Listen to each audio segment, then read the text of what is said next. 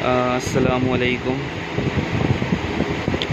आज उकाशा कुरान एकेडमी की तरफ से तौसा शरीफ के गिर्द सैलाब मुतासरीन की तरफ आना हुआ और उनके लिए आटा और राशन और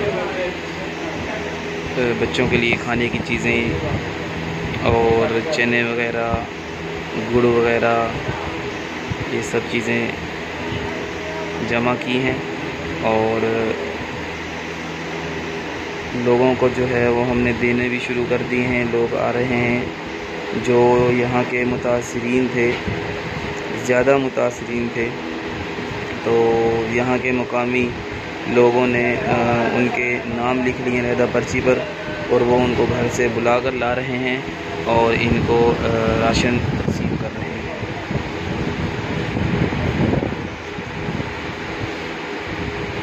और साथ साथ हर फैमिली को 2000 रुपये भी दिए जा रहे हैं।